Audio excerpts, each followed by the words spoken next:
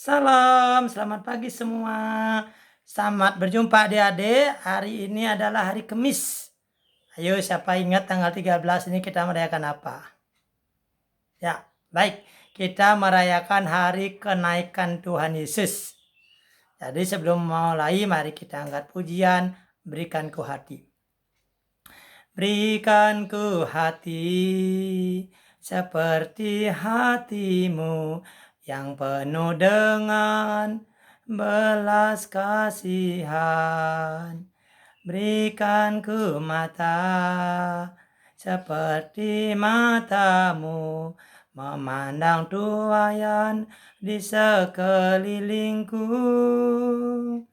Berikan ku tanganmu untuk melakukan tugasmu. Berikan ku kakimu melangkah dalam rencanamu. Berikan ku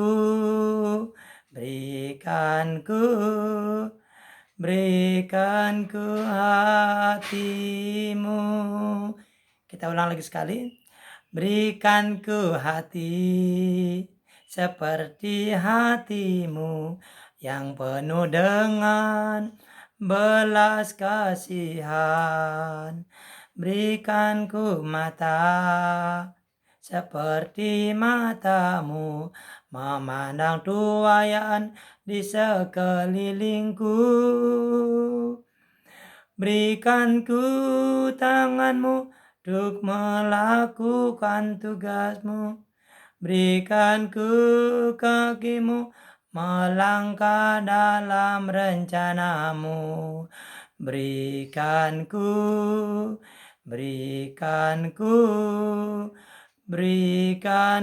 hatimu. Baik, mari kita berdoa. Tuhan Yesus yang baik, terima kasih Tuhan di pagi yang indah ini Engkau memberikan kami kekuatan dan kesehatan sehingga kami bisa lalui hari-hari yang kami bersama keluarga kami di rumah kami masing-masing dengan keadaan selamat. Terima kasih Bapa, hari ini kami akan belajar firman-Mu sehubungan dengan hari kenaikan Tuhan Yesus yang terangkat ke surga. Tuhan berkati Pak Guru yang menyampaikan dan kami kelas remaja yang mendengarkan atau yang menyaksikan di rumah kami masing-masing. Terpuji nama-Mu Tuhan karena kebaikan-Mu. Kami ucap syukur dalam nama Tuhan Yesus. Amin. Baik, kita angkat lagi satu pujian. Dia harus makin bertambah. Dia harus makin bertambah. Ku harus makin berkurang. Nama Yesus saja disembah. Ku di tempat paling belakang. Bila Yesus ditinggikan dan salibnya diberitakan, pasti dia menarik semua orang datang kepadanya sekarang. Ya, kita harus memuji Tuhan. Tuhan Yesus semakin bertambah. Biarlah kita yang menjadi murid-muridnya mendapat berkat. Baik, hari ini kita akan belajar firman Tuhan dari Kisah Para Rasul 1 ayat 6 sampai 11. Adik-adik bisa buka di rumah. Kisah Para Rasul 1 ayat 6 sampai 11. Judulnya Yesus terangkat ke surga. Saya akan bacakan untuk kita semua. Yesus terangkat ke surga. Maka bertanyalah mereka yang berkumpul di situ, Tuhan, maukah engkau pada masa ini memulihkan kerajaan bagi Israel? Jawabnya, engkau tidak mengetahui masa dan waktu yang ditetapkan Bapa sendiri menurut kuasanya. Tetapi kamu akan menerima kuasa kalau Roh Kudus turun ke atas kamu, dan kamu akan menjadi saksi-saksiku di Yerusalem dan di seluruh Yudea dan Samaria dan sampai ke ujung bumi. Ayat 9. Sesudah ia mengatakan demikian, terangkatlah ia, disaksikan oleh mereka dan awan menutupinya dari pandangan mereka. Ketika mereka sedang menatap ke langit waktu ia naik itu, tiba-tiba berdirilah dua orang yang berpakaian putih dekat mereka dan berkata kepada mereka, "Hai orang-orang Galilea, mengapakah kamu berdiri melihat ke langit? Yesus ini yang terangkat ke surga meninggalkan kamu akan datang kembali dengan cara yang sama seperti kamu melihat dia naik ke surga." Baik, Kita sudah berturut-turut merayakan hari Jumat Agung, di mana kita merayakan hari kesengsara, hari kematian Tuhan Yesus, dan juga kita sudah merayakan hari Paskah, yaitu hari kebangkitan Tuhan Yesus. Tuhan Yesus beberapa kali menampakkan diri terhadap murid-muridnya, baik kepada Maria Magdalena, kepada Simon Petrus yang waktu itu menangkap ikan di Galilea, dan kepada murid-murid dalam perjalanan ke Emmaus. Bahkan yang terakhir, dia menampakkan diri kepada Thomas. Thomas tidak percaya. Thomas bilang, lihat loh, kalau aku nggak melihat ini bekas tusukan paku di tangan dan di lambungnya, aku tidak akan percaya. Di situ Tuhan Yesus juga menampakkan diri.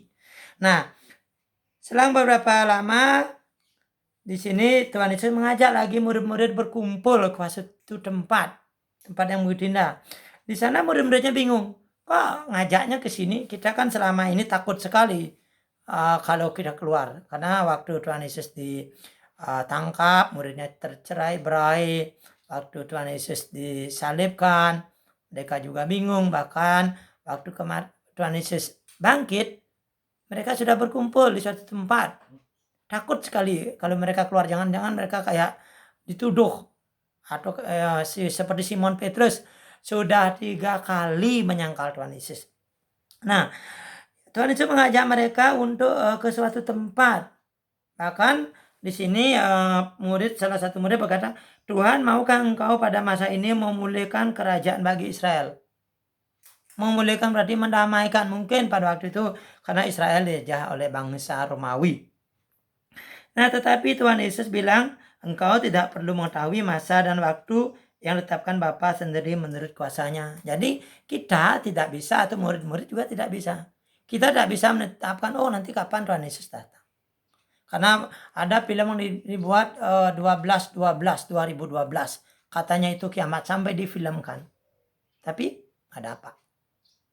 Yang tahu Tuhan Yesus datang ialah dia sendiri. Bahkan dikatakan di firman Tuhan, ia datang seperti seorang pencuri. Kapan dia datang nggak ada yang tahu. Tapi di sini kita harus berjaga-jaga. Kita harus siap, sedia, jangan lengah. Jangan adik-adik baru hari Minggu baru buka Alkitab, baru baca firman Tuhan. Kalau hari lain sibuk dengan, habis belajar sibuk dengan gadget. Mungkin aja orang tuanya, ini ada buku renungan juga, janji hidup atau puji dan janji aja, orang tuanya, mak yuk kita berdoa, Pak kita berdoa. Belajar. Sehingga kita menjadi murid anak-anak yang siap. Seperti mau ulangan, belajarnya 24 jam. Jungkir balik padahal ulangannya 2 mata pelajaran misalnya. Ulangannya anggaplah 1 jam, belajarnya sampai 24 jam. Seperti itulah kita harus siap sedia menanti kedatangan Tuhan Yesus. Nah, setelah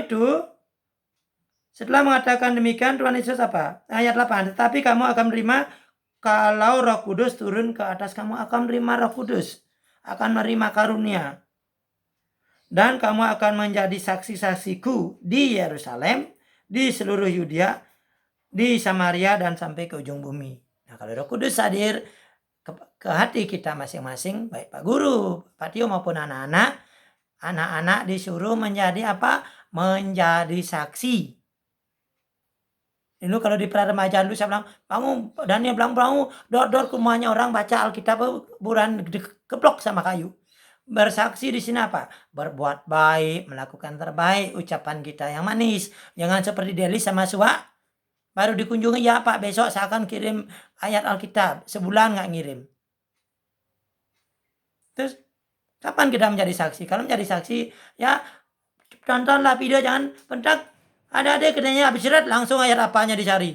Banyak begitu. Saya ingin adik-adik mengerti apa sih maksudnya guru. Karena tiap hari Minggu kita berbeda. Mimpin pujian kah, berdoa, bahkan firman Tuhan.